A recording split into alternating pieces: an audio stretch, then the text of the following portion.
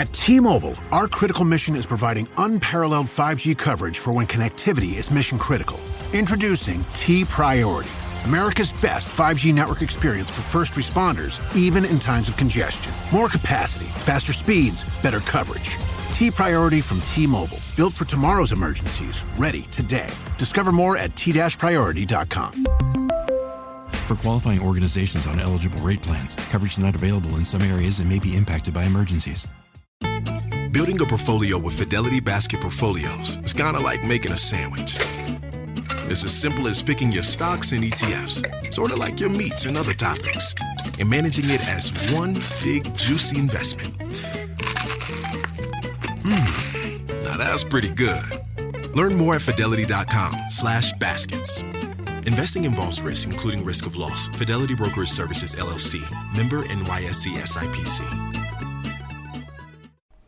If you are interested in supporting this podcast and at the same time getting all my episodes ad-free, then please head to my website, 3dprintingbasicspod.com. Again, that's 3dprintingbasicspod.com. There you can find all the links to support me, my affiliate links, and as a perk, you can get all my episodes ad-free if you subscribe on Patreon, Spotify, or Apple Music. Again, all my links will be there, as well as a contact form if you have any questions. Thank you, and I hope you enjoy this episode. Hello, and welcome back to 3D Printing Basics. This is episode number 54, and in this episode, I have another interview for you guys. I have my friend Stuart. He reached out to me through an email, and it's actually perfect because I was just looking for somebody who maybe has a little bit less experience in the 3D printing industry, who is a little bit more of a beginner to interview, and so we're going to get his perspective on things. Stuart, how you doing? Yeah, very good, thank you. Thank you for having me on the show. Of course. Thank you for coming on. I appreciate it. With that being said, let's get right into it. I first wanted to discuss how you kind of discovered 3D printing and how you kind of got into the game. I mean, I've been aware of 3D printing for quite a few years now. I've always been quite a big fan of technology, sort of emerging technologies. So once I heard about it, I've just sort of kept up with, general sort of knowledge of what was going on in the industry. And my father-in-law has had 3D printers for the whole time that I've been with my partner. So 15 years now. And I've just sort of watched him, and he's printed toys for my children, and, just watching the quality of the printing sort of increase over the years. It was sort of seeing just before Christmas, he got a Bamboo Labs X1 carbon, and that was sort of the turning point for me, seeing the quality of the prints he was producing and sort of the ease of printing. And I just thought, this is the time for me to jump into it. Yeah, I definitely can't blame you. It is really astonishing to see, since Bamboo Labs dropped their first printer, the increase of quality. It really was kind of rapid. I think I got into 3D printing, or at least I learned about it probably back in 2018. And back then was Ender 3s. You could mod it to make it really good, but printing was still pretty slow. And then once Bamboo Labs came along, just the rise of everything, it really felt exponential. Just printers got a lot faster. The quality got a lot better, and everything kind of happened all at once for all these different companies. So very grateful for Bamboo Labs and being able to kind of kickstart this sort of revolution of print speed and print quality.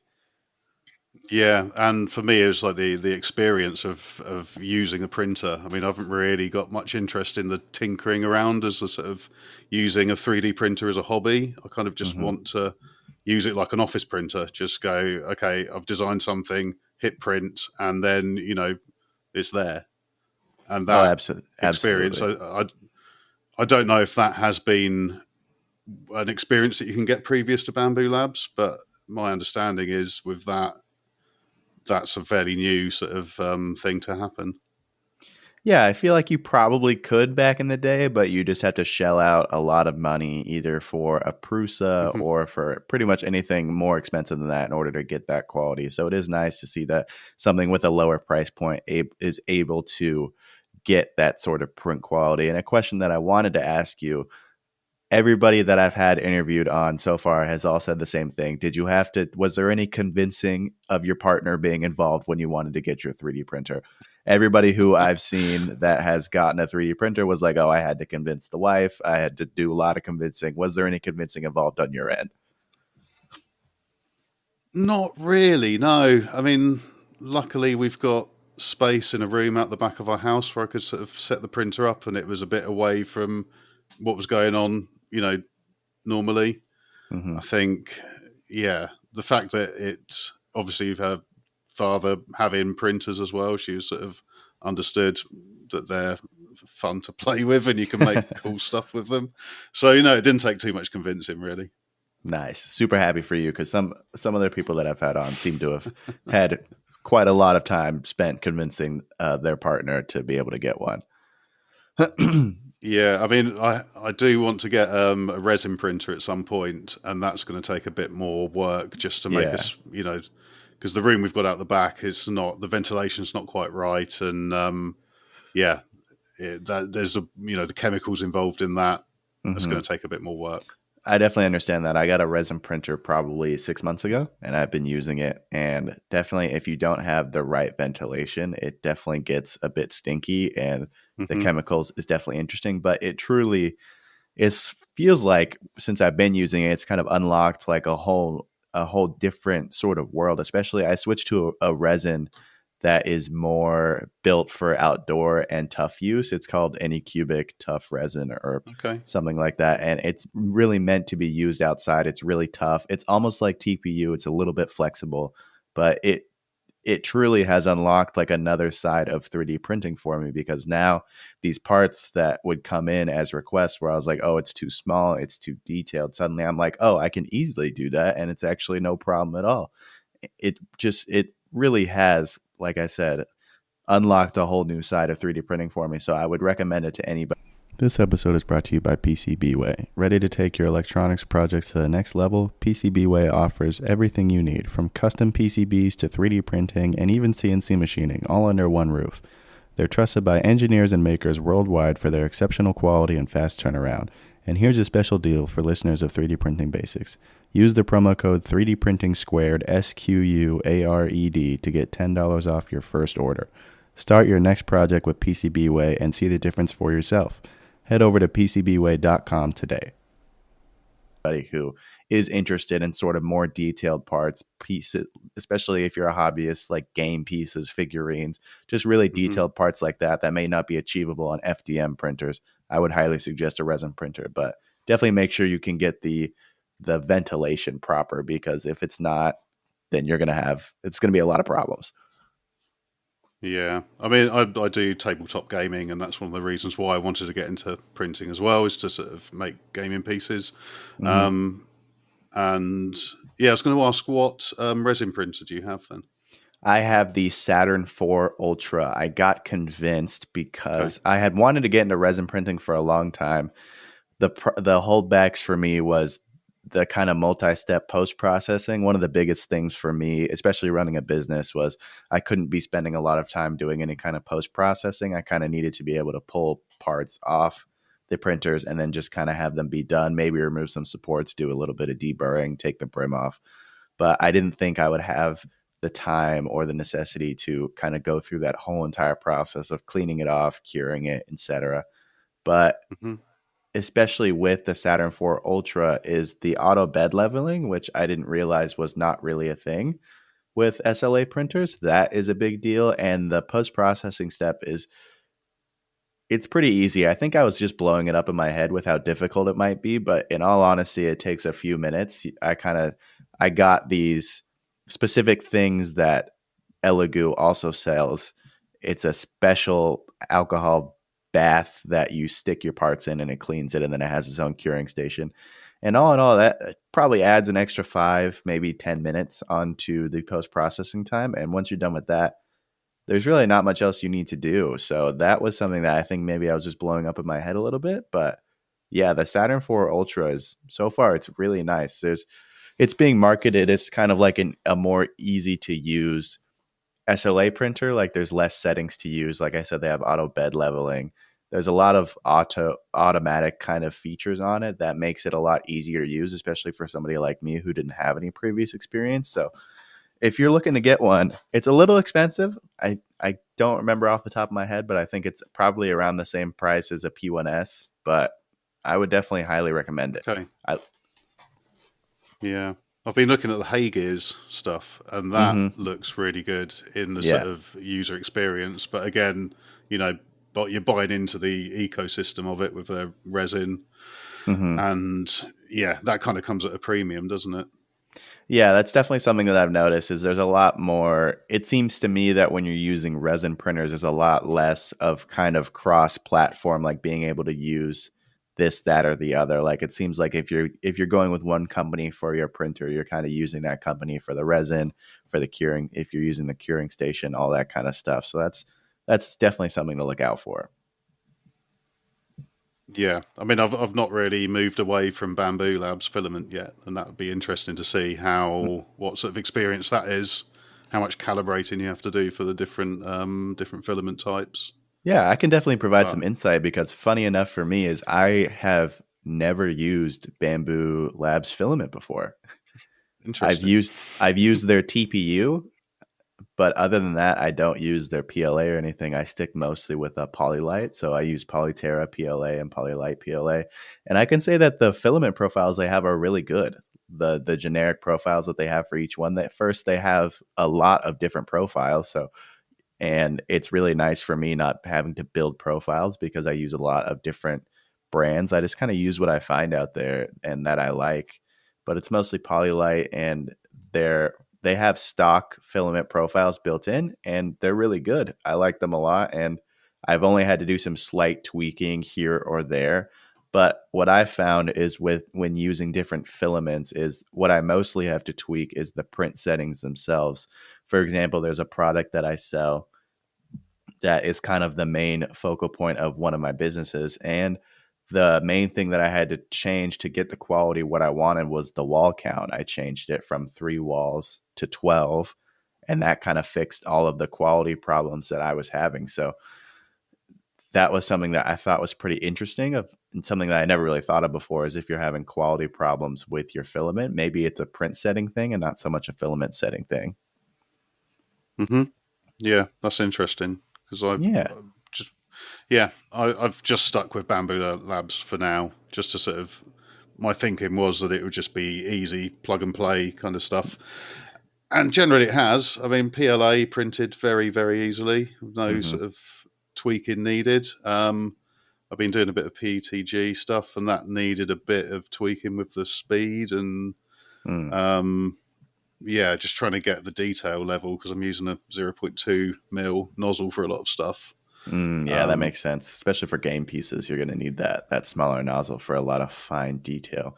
I know Bamboo Labs Yeah, and filament doesn't have the auto detect like you. I know you put it in the AMS and it allegedly detects what filament you're using type deal. I don't know if you have the AMS mhm. with yours.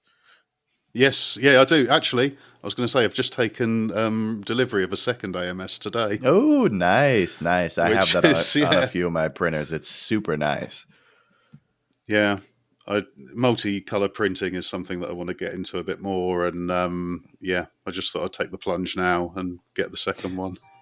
I like it. The only thing I've noticed is be be careful when you're using the second AMS if you have it a little bit farther away. Like for example, for my 2 AMS setup, one is going to be on top of the printer on the glass, the kind of the glass top of it, and then one is off to the side. But sometimes with the one that's off to the side, it's a little bit farther away. That PTFE tube, filament can really get caught up in there and cause a lot of problems. It can snap off in there. I've Okay, had that problem kind of a bit where it snaps off inside that longer PTFE tube. And so I have to kind of go in okay, there and get it all out. So that's just something to look out for.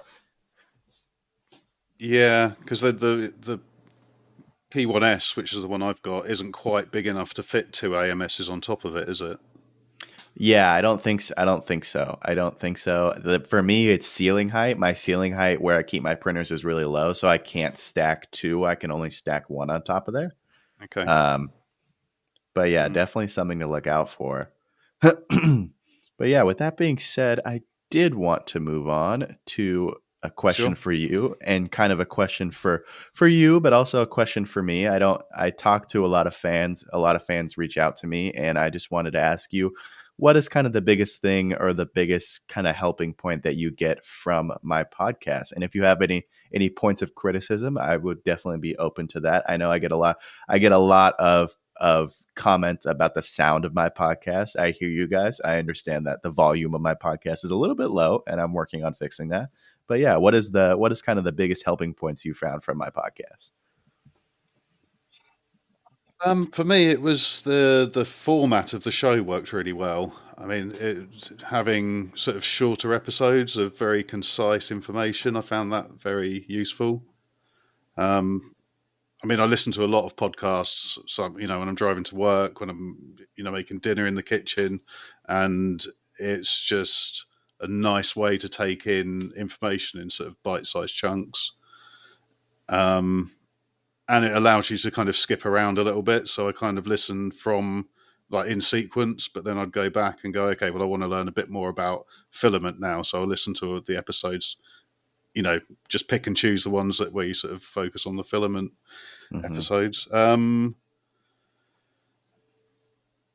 yeah, it's sort of the style of the show is quite easy, informal, but there's a lot of good information in there. Really, I just found it very easy to sort of digest the information that you're getting across. Yeah, I'm glad you said that. That's kind of been, my main thing. My main thing that I'm glad you pointed it out. I'm glad, at least one person has noticed, because that's from when I started the show, I always wanted it to be shorter episodes. So it was kind of in like a library format where you could search something up and you didn't have to listen to 45 minutes of other topics before you got to the one you wanted. I always wanted it to be sort of this, this kind of format, almost like a library where you could look up exactly what you wanted. And then it was just concise information just about that one topic. Yeah, I know it won't be the same for everyone, but I liked the fact that I started listening relatively early. I think there was maybe, I can't think, how many episodes are you on now? This is going to be episode number 54. Oh, okay. So it's probably like episode 35 or 40 that I started listening to it. So, and listening to from the beginning, I sort of felt like my knowledge was growing as your sort of podcast was growing as well, which was a nice touch. Yeah, I definitely feel that. I feel that for myself as well, as these episodes keep coming out. It's such a privilege for me to be able to do this podcast, but it feels nice it's almost like being a coach of a team, as you teach your players, certain things, you kind of grow more knowledgeable in the field yourself. I feel like as these topics, as I'm going back, I feel like I already knew a good deal about it, but going back and sort of doing some extra research, I'm growing my own knowledge. And there are definitely some episodes where I didn't know anything about the product. Especially, I remember I did SLA printing as like episode number 5 or 6. It's one of the single digit ones, and I didn't have an SLA printer at the time, so I knew almost nothing about it. So it was really nice to be able to kind of have an excuse to jump in there and learn everything I can. So I could just be knowledgeable about it. And I feel like my knowledge has grown so much in this space along with the podcast. And that in turn helps me out and helps the listener out, because I have more knowledge to share and the listener can learn even more about 3D printing. Had you done much podcasting before this show? Had you had any experience with it? I have never done podcasting before. I listened to a ton of podcasts before I jumped ship a year and a half ago into 3D printing full time. I was a machinist for about 5 years. And during those 5 years, I just listened to podcasts nonstop all day.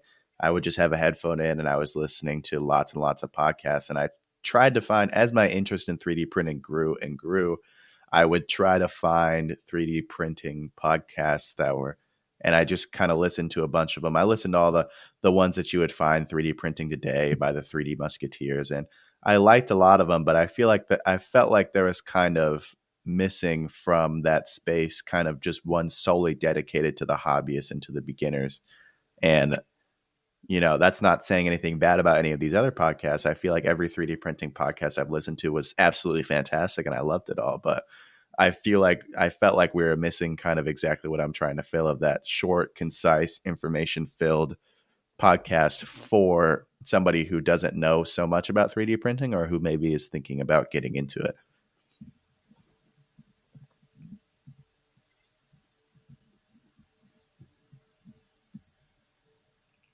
So how long were you, this is another question for you.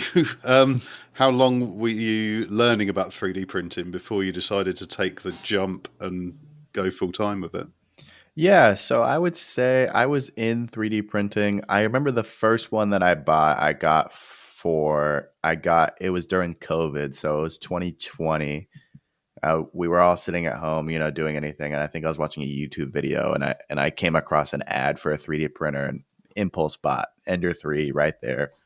I just saw it and I thought it was the coolest thing ever, and it was something that I immediately thought that I could make money doing this, but I didn't quite know how. So I just got it and wanted to kind of try and learn it. But I feel like I relate heavily to you in that I wasn't somebody who liked to tinker, and I didn't really want to build 3D printers, and I didn't want to mess around with them and modify them. And so I would say early on, probably 3 months into having this Ender 3, it broke. I still don't know what happened to this day, but for some reason it just wouldn't print, and I didn't use it anymore after that. I didn't want to go through fixing it. I didn't want to try and make it work. I just wanted something that did work. And so I stopped for probably 6 months before I got the itch to get back into it. And I said to myself, if I'm getting back into this, I want to do it right. And so I got a Prusa i3 MKS, I believe. Yeah, that's what I got. And that kind of threw me into 3D printing as a whole. And I remember I got my own Etsy shop very soon after, where I was just kind of selling the things that I made. And as time went on throughout the years, I would get a couple more 3D printers. I set up another Etsy shop. I worked with partners, just kind of things kind of got up more and more. I set up my Google presence. I got my own website, and it got to the point where I was spending a lot of time. I would work as a machinist, my full-time job, and then I would come home and I would essentially work a lot just trying to supplement the 3D printing business. And it got to a point where I was kind of at this jumping off point where I had to decide is this something that I kind of want to keep as a side hustle where I put a lot of time into it? Or is this something that I want to take the leap and try and make it full time? And I decided at my younger age, I'm still in my 20s. If for anybody that wants to know, I will never say my actual age, so it will forever be a mystery. But, I was just kind of at the point where I decided I wanted to at least give it a shot and see what's out there for me and see if I can make this 3D printing thing a reality. And I was kind of game planning 3D printing and what else I could do to kind of supplement. And I came up with the services side. And then I also came up with doing a podcast as kind of two different ways to kind of supplement what I was doing. So the long and the short of it is that's kind of how it came about. And I've just kind of been growing it steadily, finding clients and business and all that good stuff.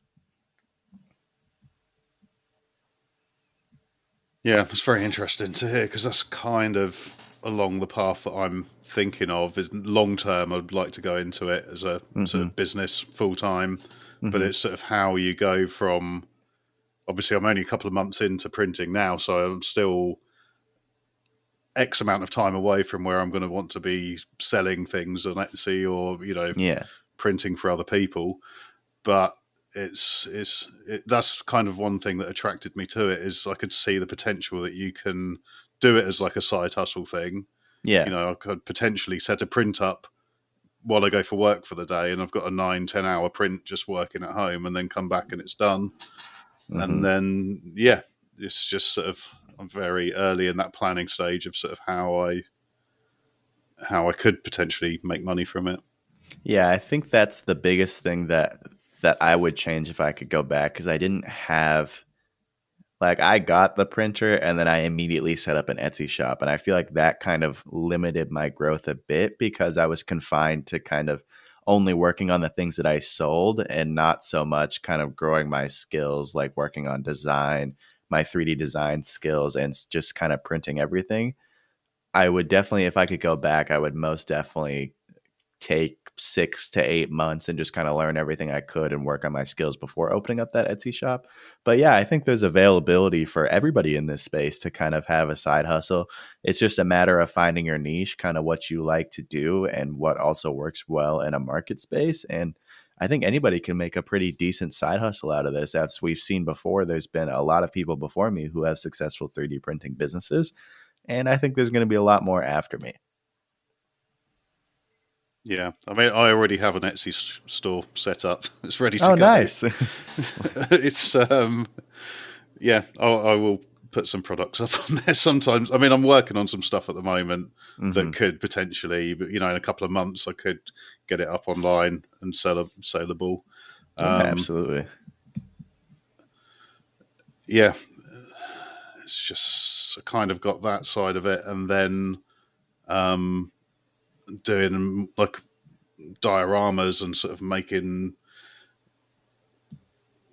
what's the right word to say, sort of miniature modeling stuff for myself.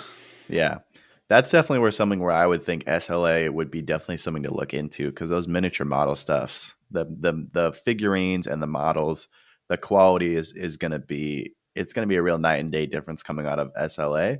Just the biggest, and it's a little bit easier to post process too if you're looking into like painting it, or if you're looking into doing anything like that. Especially if you're looking to painting your models. I've done a whole post processing kind of technique with FDM printed parts, and you need the filler primer, you need to get all the lines out of there. But I think with SLA, you can definitely just jump right into kind of painting it because the surface is so smooth and it's definitely nice. So for you, I would definitely suggest an SLA. Don't take this as professional business advice, but I would definitely suggest an SLA printer for you.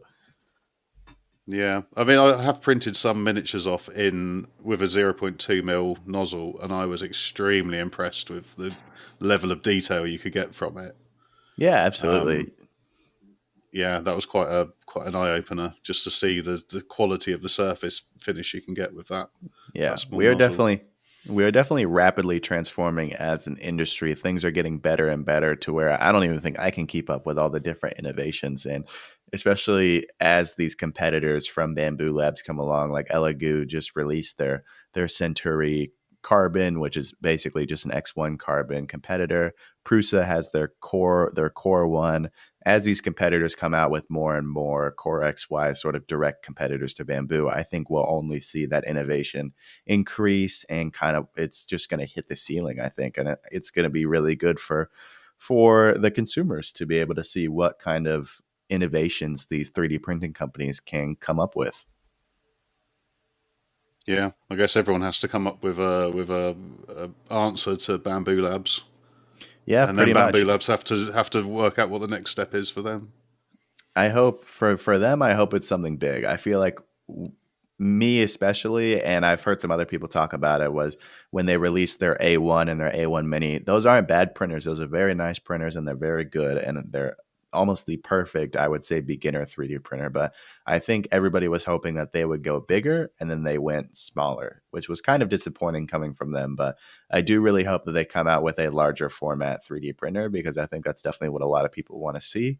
And I understand that it's a little bit difficult to get Core XY printers to be sort of that large build volume. It's just a little bit more difficult, but I'm really hoping that they come out with a large format printer next. Yeah, I think if they had something with like a dual hot end, I think that would interest me quite a lot. Oh, that's There's cool. a lot Like of stuff that, yeah.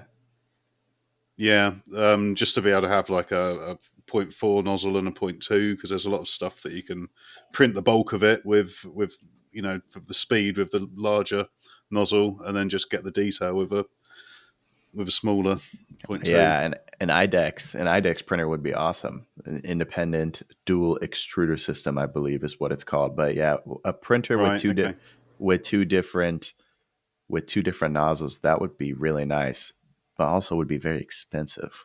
We'll see what happens there. I know that there's two different types of multi nozzle printers that you can have. You can have what's called an IDEX printer, where the two hot ends move individually of each other, and then there's one where they mirror each other. And the IDEX printers, those ones, the lowest cost I've seen for those is like $7,500. So hopefully, if it does come along, hopefully that's kind of one of those major advancements as this price war kind of goes on, where they figure out how to make these printers cheaper and more accessible to hobbyists. Because I think you make a great point there. There's also a lot of multi-material printing that makes a lot of sense. I've gone over it, like if you're printing PLA with PETG supports or vice versa, there's a lot of incentive for that. So I agree, and I like that idea. That's something I never even thought of, but now that you said it, I hope they come up with it. All right, Stuart, I think we're coming to the end of this podcast. And as I ask all of the interviewees, I wanted to ask, I know you're not super far into your 3D printing journey, but I ask everybody, if you could go back to when you first started 3D printing, what is one piece of advice you would give yourself back then? Oh, that was a good question.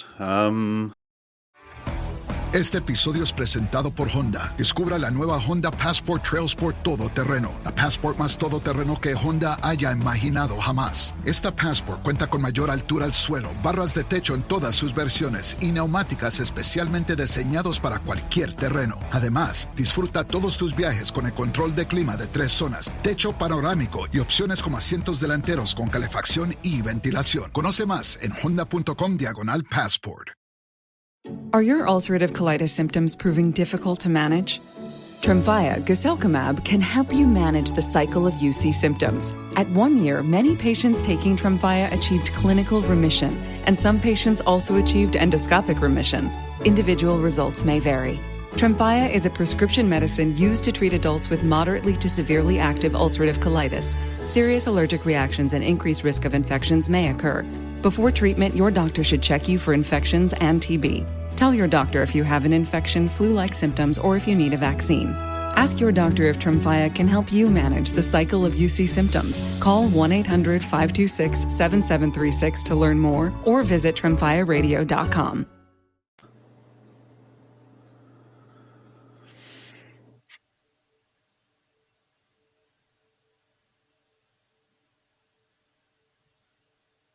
I mean, I get carried away with new hobbies very quickly, and I think maybe jumping into setting up an Etsy store on the second day that I had the printer might be a bit going a bit too quick. I mean, I've taken a step back from that since, and I am learning Blender as much as I can. So yeah, I guess it would be my idea has always been I want to design things and print them. So it would be to spend a bit more time investing into learning Blender before getting carried away with myself. Yeah, absolutely. I think that's a fantastic piece of advice. I think that there's definitely a lot of, I know I definitely got lost in that space when I first started 3D printing, but as much as it is a 3D printing space, it's also a 3D design space too. They sort of go hand in hand. So I do think it's important for people to recognize that and kind of work on their 3D design skills as well as their 3D printing skills. So I think that's an excellent point for you to make there, Stuart. All right. With that being said, that is all we have for you guys today. Stuart, thank you so much for joining me. I really appreciate it. No, thank you. It's been good fun. It's been good fun indeed. All right, guys. With that being said, that's all we have for you guys today. Thank you guys so much for listening, and I'll talk to you next time.